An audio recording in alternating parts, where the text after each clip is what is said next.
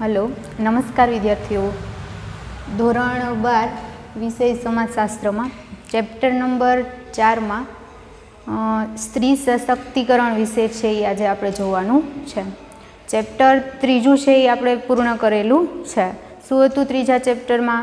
તો કે અનુસૂચિત જાતિ, અનુસૂચિત જનજાતિ અને અન્ય પછાત વર્ગોનો સમાવેશ છે એ કેમાં કરવામાં આવેલો એ આપણે ત્રીજા ચેપ્ટરમાં છે એ જોયું કે કેવા જ્ઞાતિ અને કેવા વર્ગનો અન્ય પછાત વર્ગોમાં સમાવેશ કરવામાં આવે, કયા વર્ગનો અને જ્ઞાતિનો છે એ અનુસૂચિત જાતિમાં સમાવેશ કરવામાં આવે, કઈ જ્ઞાતિ અને વર્ગનો અનુસૂચિત જનજાતિમાં સમાવેશ કરવામાં આવે.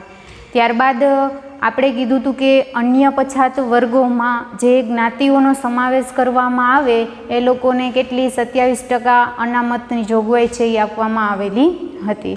કોણ કેટલી જ્ઞાતિઓનો સમાવેશ કરવામાં આવ્યો હતો? તો કે અલગ અલગ પંચ અને કમિશનની રચના કરવામાં આવી હતી. આ પંચ અને કમિશને શું કર્યું હતું? તો કે જે કાર્ય સોંપવામાં આવેલા હતા એ કાર્યો બધા એને પૂરા કર્યા.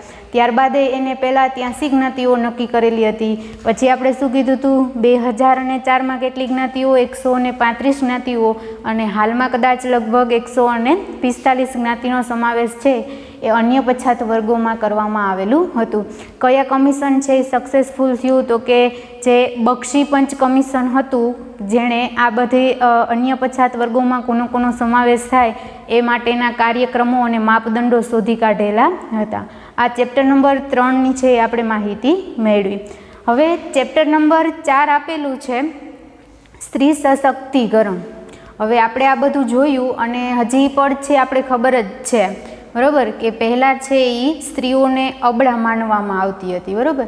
અત્યારે વર્તમાન સમયમાં સ્ત્રીઓને છે એ સરકાર તરફથી ઘણી બધી યોજનાઓ, કાર્યક્રમો આપવાને હોવાથી સ્ત્રીઓને ઘણી બધી આગળ પ્રગતિ અને વિકાસ છે એ થયેલો છે. હવે સ્ત્રીઓના સશક્તિકરણ વિશે સ્વામી વિવેકાનંદે એક વાક્ય કીધેલું હતું કે જો સમાજનો વિકાસ કરવો હોય તો સ્ત્રીઓનું અસ્તિત્વ, સ્ત્રીઓની સ્થિતિ છે એ પહેલાં સુધારવી જોશે, ત્યારબાદ સમાજનો છે એ વિકાસ થશે. જેવી રીતે પક્ષી છે એ એક પાંખે ઉડી શકે નહીં, એવી રીતે એવું કીધું સ્વામી વિવેકાનંદે કે જો પહેલાં સમાજનો વિકાસ સાધવો હશે અથવા સમાજનો વિકાસ કરવો હશે તો સ્ત્રીઓની સ્થિતિ છે જે એને શું કરવું જોઈશે? સુધારવી જોઈશે. એટલે આ વર્તમાન સમયમાં છે અત્યારે ઘણો બધી પ્રગતિ છે એ વિકાસ છે એ કરેલો છે. સ્ત્રીઓને ભારતના બંધારણમાં, કાયદાઓમાં ઘણી બધી જોગવાઈઓ અને ઘણી બધી યોજનાઓ, કાર્યક્રમ આ બધું છે એ આપેલું છે કે જેથી કરી અને એને લાભ છે એ મળે. એટલે પહેલાંના સમય કરતાં અત્યારે વર્તમાન સમયમાં સ્ત્રીઓનું સશક્તિકરણ છે એનો ઘણા બધા વિકાસ છે એ કરેલો છે. તો એની જુદી જુદી વ્યાખ્યાઓ, એના લક્ષણો, એનું મહત્ત્વ શું છે, પછી લિંગ પ્રમાણ એનું કેટલું છે, આ બધું છે એ આપણે આજે આ ચેપ્ટરમાં છે એ જોવાનું છે. તો સૌપ્રથમ તો આપણે એનો જે સ્ત્રી સશક્તિકરણ શબ્દ છે એ ક્યાંથી ઉદ્ભવ થયો છે એ આપણે જોઈએ કે સ્ત્રી સશક્તિકરણ એટલે એમ્પાવરમેન્ટ, બરાબર. શું કહેવાય એને? તો કે સ્ત્રી સશક્તિકરણ એટલે શું કીધું છે? એમ્પાવરમેન્ટ. હવે આ શબ્દનો ઉદ્ભવ છે એક લગભગ 1970ના દાયકામાં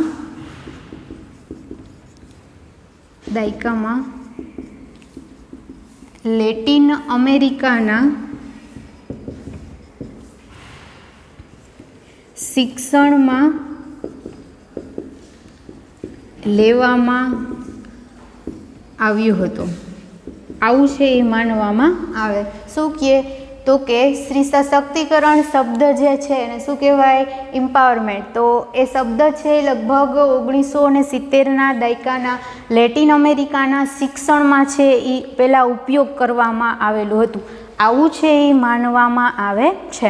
ત્યારબાદ ઘણા બધા સમાજશાસ્ત્રીઓ, કર્મશીલો આ લોકોએ છે શું કર્યું તો કે એને વધારે મહત્ત્વ આપવા માટે કઈ સાલમાં તો કે 1980માં એને વધારે મહત્ત્વ આપી વિકાસ કરવામાં આવ્યો. શું કહે તો કે 1970માં શબ્દનો ઉપયોગ છે એ થયેલો હતો. ક્યાં થયેલો હતો તો કે લેટિન અમેરિકાના શિક્ષણમાં શબ્દનો ઉપયોગ થયો હતો. ત્યારબાદ ઘણા બધા સમાજશાસ્ત્રીઓ છે, કર્મશીલો છે, જે સ્ત્રી સશક્તિકરણનો વિકાસ કરવા માગતા વ્યક્તિઓ, આ બધાએ 1980માં એને વધારે મહત્ત્વ અને એનો વધારે છે એ વિકાસ કરેલો હતો. હવે એવું કહે છે કે આજે એમ્પાવરમેન્ટ આપેલું છે એમાં સૌથી વધારે અગત્યનું શું છે તો એવું કહે છે એમાં પાવર એટલે જે શું કહેવાય સત્તા, બરાબર. સત્તા અને સ્ત્રીઓ છે એનો વિકાસ છે એ કરવા માટે આમાંથી સૌથી વધારે અગત્યનો જો શબ્દ કોઈ હોય તો શું રહેલું છે? પાવર છે એ રહેલો છે. એટલે કે છે સ્ત્રી શક્તિકરણ એટલે કે મહિલાનું જે અંદરનો પાવર, સત્તા અને પોતાની ઈચ્છા મુજબ છે એ સ્વતંત્ર જીવન જીવી શકે, આના માટે છે એ સ્ત્રી સશક્તિકરણ છે એ કીધું છે. તો જુદા જુદા સમાજશાસ્ત્રીઓના મત પ્રમાણે અલગ અલગ વ્યાખ્યાઓ છે એ આપેલી છે. તો સૌપ્રથમ આપણે વ્યાખ્યા જોઈએ કોના મત પ્રમાણે તો કે રેણુકા પેમાયો છે એના મત પ્રમાણે આપેલી છે વ્યાખ્યા. કયા સમાજશાસ્ત્રી તો કે રેણુકા પામેયના મત પ્રમાણે એવું કહે છે, શું કહે છે તો કે સ્ત્રી સશક્તિકરણ એટલે મહિલાની અંદરની શક્તિ અથવા મનુષ્ય દેહમાં રૂપાંતર થવું અથવા એને સમાનતાનો હક મળવો. આને રેણુકા પામૈયા શું કહે છે? સ્ત્રી સશક્તિકરણની વ્યાખ્યા આપતા એવું કહે છે કે સ્ત્રી સશક્તિકરણ એટલે મહિલાની અંદરની શક્તિ અથવા મનુષ્ય દેહના રૂપાંતર થવું અથવા તો એને સમાનતાનો હક મળે, એને શું કહે છે? એ સ્ત્રી શક્તિકરણ છે એ કહેવામાં આવે છે. આપણે સામાન્ય અર્થમાં છે એ જો જોઈએ કે સ્ત્રી સશક્તિકરણ એટલે શું તો કે મહિલાની અંદરની જે પાવર, જે પોતાના ઈચ્છા અનુસાર છે એ જીવન નિર્વાહ કરી શકે એવી ક્ષમતા ધરાવે એને શું કહેવાય? સ્ત્રી સશક્તિકરણ છે એ કહેવામાં આવેલું છે. આ વ્યાખ્યા આપેલી હતી. હવે આપણે અલગ અલગ સમાજશાસ્ત્રીઓના મત પ્રમાણે શું આપેલું છે? એના લક્ષણો છે એ આપેલા છે. તો જોઈએ એના કેટલા અને કેવા લક્ષણો છે એ આપેલા છે. હવે આપણે છે એ સ્ત્રી સશક્તિકરણ વિશેના લક્ષણો છે એ આપેલા છે. તો વ્યાખ્યાઓ પરથી આપણે છે અમુક લક્ષણો છે એ તારવેલા છે. તો કોના મતે લક્ષણો આપેલા છે તો કે સમાજશાસ્ત્રી ચંદ્રિકા રાવલના મતે છે એ સ્ત્રી સશક્તિકરણ વિશેના લક્ષણો આપેલા છે. જોઈએ પહેલું લક્ષણ શું કહે છે એનું તો કે સ્ત્રી સશક્તિકરણ છે એ શું છે તો કે એક પ્રક્રિયા છે અને આ પ્રક્રિયામાં સ્ત્રીઓને પોતાનું સ્થાન અને મોકળાશ છે એ મળે છે. જો સ્ત્રી સશક્તિકરણ એક પ્રક્રિયા હોય તો આ પ્રક્રિયામાં શું થતું હોય તો કે સ્ત્રીઓને પોતાનું સ્થાન અને મોકળાશ છે એ મળે છે. પછી ત્રીજું લક્ષણ એવું કહે છે કે આ પ્રક્રિયા દ્વારા છે એ સામૂહિક રીતે સભાનપણે કરાયેલા પ્રયત્નો છે કે આ પ્રક્રિયા દ્વારા શું થયેલું છે તો કે સામૂહિક રીતે સ્ત્રીઓનો વિકાસ કરવા માટેના પ્રયત્નો છે એ કરાયેલા છે. ત્યારબાદ એવું કહે છે કે સ્ત્રીઓને હકોનો અનુભૂતિ છે એ કરાવે છે કે સ્ત્રી સશક્તિકરણ દ્વારા છે એ સ્ત્રીઓને પોતાનો હક છે એ મળે આવું છે એને અનુભૂતિ કરાવે છે. પછી સત્તાની નવી સંકલ્પના છે. સ્ત્રી સશક્તિકરણ શું છે તો કે એક નવી સંકલ્પના છે પછી તો કે સામાજિક પરિવર્તનની એક પ્રક્રિયા પણ છે કે પરિવર્તન સમાજમાં જેમ જેમ આવતું જાય એવી રીતે આ એક એની નવી પ્રક્રિયા પણ છે. સ્ત્રીઓની સભાનતા, વિચારો, વર્તન આ વગેરે સાથે આ પ્રક્રિયા છે એ સંકળાયેલી છે કે સ્ત્રી સશક્તિકરણ છે એમાં શું કહે તો કે સ્ત્રીઓના વિચારો છે, એની સભાનતા અને એનું વર્તન આ બધે સાથે છે એ સંકળાયેલી પ્રક્રિયા છે. ત્યારબાદ એવું કહે છે કે સ્ત્રીઓ વિશેની પરંપરાગત માન્યતાઓને બદલે છે. હવે પહેલાં જેવી માન્યતાઓ હતી અને અત્યારે સ્ત્રી સશક્તિકરણ છે એનો વિકાસ થયેલો છે, તો એની જે પરંપરાગત માન્યતાઓ હતી એણે શું કર્યો છે? બદલાવ લાવેલો છે. પછી છેલ્લે એવું કહે છે કે એ કોઈ પુરુષ વિરોધી નથી, પણ સ્ત્રીઓ છે એ સમાજમાં પોતાનું આત્મગૌરવ અને આત્મવિશ્વાસથી આગળ વધે આવું એ લક્ષ્ય છે એ ધરાવે છે. કે સ્ત્રી સશક્તિકરણનો કોઈ પુરુષની વિરોધ નથી, પણ સ્ત્રીઓ છે પોતાનો આત્મવિશ્વાસ અને આત્મગૌરવ છે એનાથી પોતે આગળ વધે આવું છે એ લક્ષ્ય રાખેલું છે. તો આપણે આ છે એ સ્ત્રી સશક્તિકરણ વિશેના લક્ષણો છે એ જોયેલા છે. કોના મત પ્રમાણે આપેલા હતા? તો કે ચંદ્રિકા રાવલના મત પ્રમાણે છે એ અમુક આટલા લક્ષણો આપેલા હતા કે જે સ્ત્રી સશક્તિકરણ વિશે સમજાવતા આવું કહે છે. ત્યારબાદ આપણને શું આપેલું છે? મહત્ત્વ આપેલું છે કે સ્ત્રી સશક્તિકરણનું મહત્ત્વ શું છે? તો કે સામાજિક, આર્થિક, રાજકીય આ બધી જ બાબતો છે એમાં શું થયું છે? તો કે બધામાં સ્ત્રી સશક્તિકરણનું મહત્ત્વ છે એ વધવા લાગ્યું છે. તો એનું મહત્ત્વ જોઈએ, અમુક મુદ્દા આપેલા છે એના મહત્ત્વમાં કે કેટલી રીતે એને મહત્ત્વ આપવામાં આવ્યું છે. સ્ત્રી સશક્તિકરણ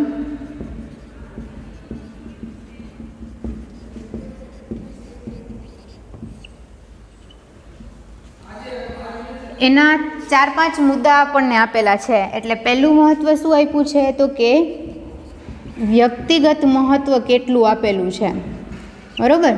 હવે એમાં કહે છે કે સ્ત્રીઓને પોતાના હક, પોતાને સ્વતંત્રતા અને સમાનતાના હકો મળી રહે એના માટે એને પોતાને વ્યક્તિગત ઘણું બધું મહત્ત્વ છે એ આપવું જરૂરી છે. એટલે સ્ત્રી સશક્તિકરણમાં સ્ત્રીઓને વ્યક્તિગત મહત્ત્વ છે એ ઘણું બધું આપેલું છે. ત્યારબાદ બીજું મહત્ત્વ શું કહે છે? સામાજિક મહત્ત્વ. શું કહે?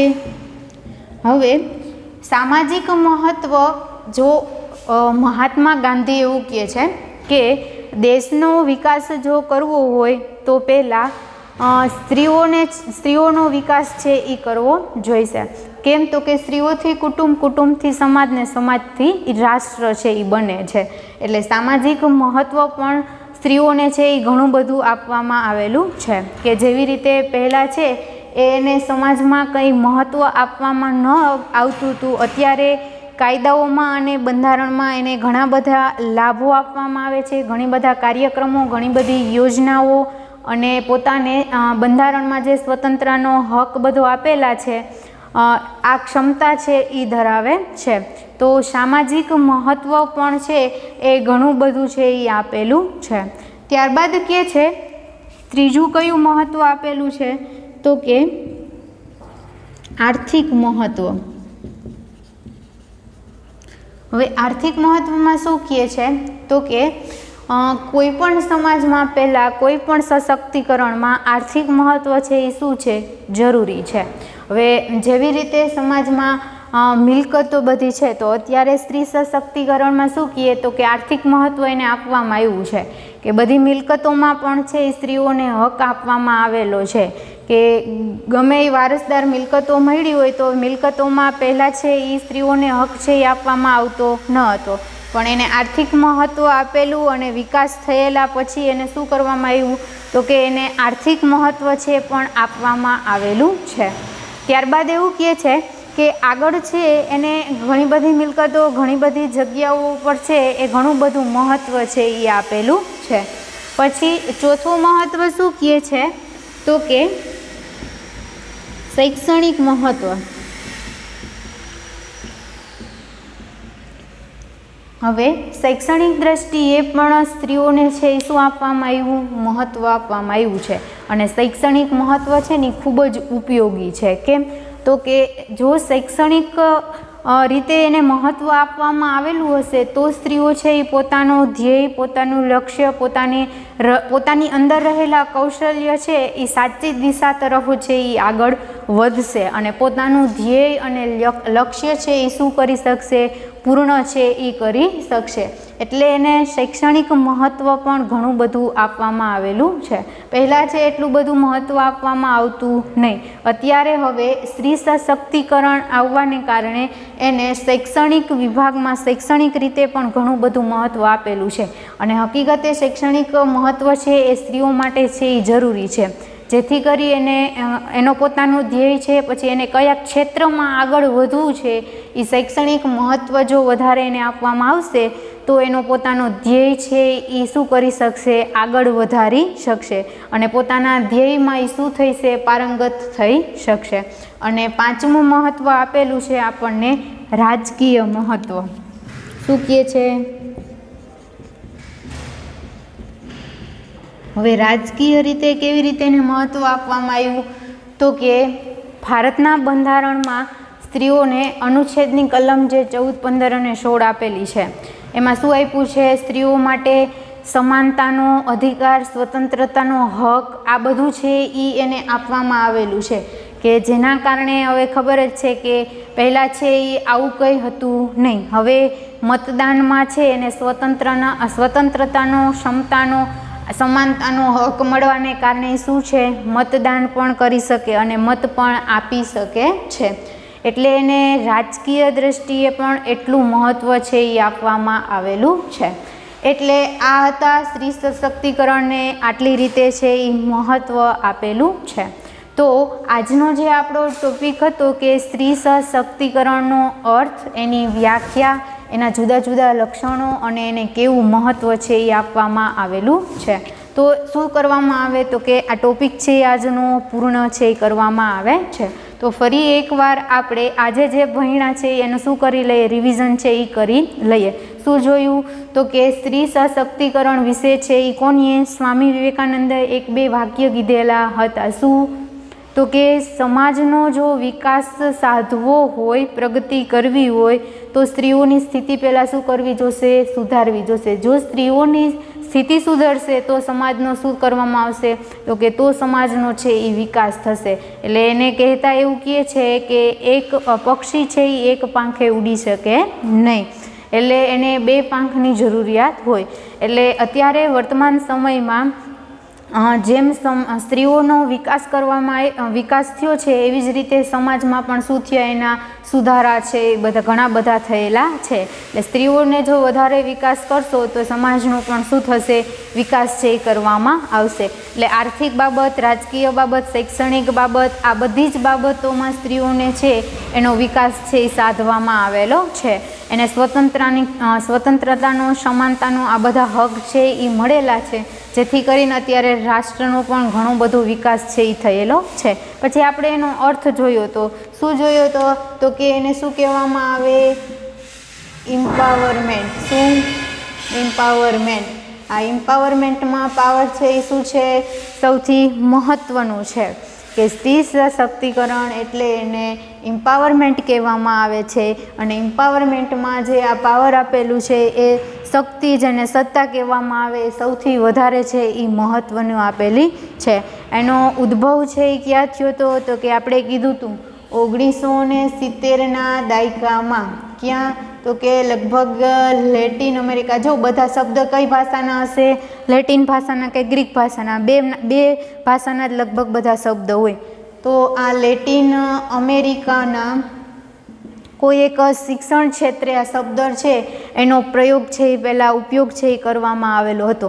પછી એનો છે એ શું કરવામાં આવ્યો? વિકાસ છે એ કરવામાં આવ્યો. ક્યારે? 1980માં છે એનો આગળ છે એ વિકાસ થયો કે જેવા કોઈ સમાજશાસ્ત્રી હોય, વિચારધારકો હોય, કર્મશીલો હોય, આ બધાએ આ જે શબ્દ હતો એનો ઘણો બધો આગળ શું કર્યો? વિકાસ છે એ કરેલો છે. પછી સામાન્ય અર્થમાં આપણે સ્ત્રી સશક્તિકરણ જોયું હતું. તો કે સ્ત્રી સશક્તિકરણ એટલે સ્ત્રીઓની અંદર રહેલી સત્તા કે જે પોતે સ્વતંત્ર રીતે શું કરી શકે? તો કે સ્વતંત્ર રીતે છે એ પોતાનું જીવન નિર્વાહ છે એ કરી શકે એના માટે છે એ આ સ્ત્રી સશક્તિકરણ છે એ કરવામાં આવેલું છે. જુદા જુદા સમાજશાસ્ત્રીઓના મત પ્રમાણે આપણે શું જોયેલી હતી? વ્યાખ્યા જોયેલી હતી. એમાંનો એક વ્યક્તિ જે રેણુકા પામેયા કહેવામાં આવતું હતું, એને વ્યાખ્યા શું આપેલી હતી? તો કે એણે એવું કીધું હતું કે સ્ત્રી સશક્તિકરણ એટલે સ્ત્રીઓની સત્તાઓ અથવા તો મનુષ્ય દેહમાં એનું રૂપાંતરણ કરવું, અથવા તો બીજું કહે છે કે મહિલાઓ છે એ શક્તિ અને સાધન આ બેનો શું છે? સમન્વય છે એ કરેલી અસાધારણાઓ છે કે જેને રેણુકા પામેરા છે એ સ્ત્રી સશક્તિકરણ માને છે. એના મત પ્રમાણે આપણે વ્યાખ્યા જોઈ. ત્યારબાદ એના શું આપ્યા હતા? આપણને લક્ષણો આપેલા હતા. કોના મત પ્રમાણે આપ્યા હતા? તો કે ચંદ્રિકા રાવલના મત પ્રમાણે છે એના લક્ષણો કીધા હતા. શું કહે? તો કે આ એક શું છે? પ્રક્રિયા છે. શું? તો કે સ્ત્રી સશક્તિકરણ. આ પ્રક્રિયા દ્વારા શું કરવામાં આવે? તો કે સ્ત્રીઓને પોતાનું સ્થાન અને એને મોકળાશ છે એમાં મળે. પછી એવું કહે કે આ પ્રક્રિયા દ્વારા છે એ સામૂહિક રીતે બધી સભાનતાપણે છે એ કરાયેલા પ્રયત્નો એમાં થાય. સ્ત્રીઓને છે એ હકોની અનુભૂતિ કરાવે છે કે સમાજમાં સ્ત્રીઓના હક ઘણા બધા છે, તો સ્ત્રી સશક્તિકરણ દ્વારા છે એના હક મળે છે એટલે હકોની અનુભૂતિ છે એ કરાવે છે. સત્તાની નવી સંકલ્પના છે. શું છે? તો કે સત્તા માટેની આ એક નવી સંકલ્પના છે સ્ત્રી સશક્તિકરણ. સામાજિક પરિવર્તનની શું છે? પ્રક્રિયા છે કે સમાજનું જેમ પરિવર્તન કરવામાં આવે એવી રીતે નવું છે એ શું કરવામાં આવ્યું? પરિવર્તન થયું. તો આ એક સામાજિક પરિવર્તનની પ્રક્રિયા કહેવામાં આવે. પછી સ્ત્રીઓના સભાનતા, એના વિચારો, એનું વર્તન આ બધા સાથે છે આ પ્રક્રિયા છે એ સંકળાયેલી છે. પછી તો કે સ્ત્રી સશક્તિકરણ છે એ સ્ત્રીઓ વિશેની પરંપરાગત જે માન્યતાઓ આપી છે આ માન્યતાઓને શું કરે? એ બદલે છે. અને એ કોઈ પુરુષની વિરોધ નથી, પણ સ્ત્રીઓનું સમાજમાં આત્મવિશ્વાસ અને આત્મગૌરવથી છે એ આગળ વધે આવું છે એ લક્ષ્ય ધરાવે છે. કોણ? તો કે સ્ત્રી સશક્તિકરણ. આ એના શું આપ્યા હતા? આપણને લક્ષણો આપણે જોયા. એનું મહત્ત્વ છે એ કેટલી રીતે? તો કે 5 રીતે એને મહત્ત્વ આપેલું છે. પેલું શું આપ્યું હતું? તો કે એનું વ્યક્તિગત મહત્ત્વ કેટલું છે? તો કે સ્ત્રીઓને પોતાના સ્વતંત્ર રીતે પોતે સમાનતાનો હક મળે, સ્વતંત્ર રીતે છે જીવન નિર્વાહ કરે એના માટે ઘણા બધા કાયદાઓ છે, બંધારણમાં જોગવાઈઓ છે એ આપેલી છે. એટલે એને વ્યક્તિગત મહત્ત્વ પણ ઘણું બધું આપેલું છે. સામાજિક મહત્ત્વ એને કેટલું આપ્યું છે? તો કે સમાજનું ઘડતર જ સ્ત્રીઓ ઉપર છે. એટલે મહાત્મા ગાંધીએ કીધું હતું કે જો સમાજનો વિકાસ કરવો હોય તો પહેલાં છે એ શું કરવાનું? સ્ત્રીઓનો વિકાસ છે એ કરવામાં આવશે. કેમ? તો કે સ્ત્રીઓથી કુટુંબ અને કુટુંબથી છે એ સમાજને, સમાજથી રાષ્ટ્ર છે એ બને છે. એટલે એને સામાજિક મહત્ત્વ પણ ઘણું બધું આપેલું છે. આર્થિક મહત્ત્વ પણ એને એટલું જ આપ્યું છે. કેટલું? તો કે આપણે ખબર જ છે કે અત્યારે આર્થિક દ્રષ્ટિએ જેટલી બધી મિલકતોને આપેલું છે એમાં પણ એને ઘણો બધા ટકા છે, ઘણી બધી બંધારણમાં જોગવાઈઓ આપેલી છે કે મિલકતોમાં છે એ સ્ત્રીઓ શું કરી શકશે? તો કે ભાગ છે એ મેળવી શકે છે. એટલે એને આર્થિક મહત્ત્વ પણ ઘણું બધું આપેલું છે. પછી શૈક્ષણિક મહત્ત્વ કહે છે. તો શૈક્ષણિક મહત્ત્વમાં એવું કહે છે કે સ્ત્રીઓ છે એને શૈક્ષણિક મહત્ત્વ આપવું જરૂરી છે. કેમ? તો કે પોતાનો લક્ષ્ય છે, પછી કયા ક્ષેત્રમાં એને કુશળતા છે, પછી એનામાં રહેલા કૌશલ્ય છે, આ બધું જો શૈક્ષણિક મહત્ત્વ આપવામાં આવેલું હશે તો છે એ પોતાને જે લક્ષ્ય અને જે એનામાં રહેલા કૌશલ્ય છે એ આગળ ક્ષેત્રમાં વધારી શકશે. અને ત્યારબાદ આપ્યું હતું રાજકીય મહત્ત્વ. કે રાજકીય મહત્ત્વમાં શું કહે? તો કે બંધારણની અનુચ્છેદ કલમ છે એ 14, 15 અને 16 જે આપી છે એમાં એને એટલું બધું મહત્ત્વ છે એ આપેલું છે કે જેમાં સ્ત્રીઓને સભાનતા, સ્વતંત્રતા અને સમાનતાના હક છે એ આપેલા છે. તો રાજકીય દ્રષ્ટિએ કે સ્ત્રીઓ છે એ પોતાને સ્વતંત્રના હકમાં છે એ શું કરી શકે? મતદાન છે એ પણ આપી શકે છે. તો આજનો જે આ ટોપિક હતો એ શું કરવામાં આવે? પૂર્ણ છે એ કરવામાં આવે છે કે જે સ્ત્રી સશક્તિકરણને મહત્ત્વ અને લક્ષણો કેટલા આપેલા હતા. ત્યારબાદ હવે છે એના પ્રકારો છે આપ્યા છે. ભારતમાં એનું કેટલું મહત્ત્વ છે, પછી લિંગનું પ્રમાણ કેટલું છે સ્ત્રીઓનું, તો આ બધું છે હવે પછીના લેક્ચરમાં છે એ જોવાનું છે. એટલે આજનો આ ટોપિક છે એ શું કરવામાં આવે? પૂર્ણ છે એ કરવામાં આવે. ઓકે.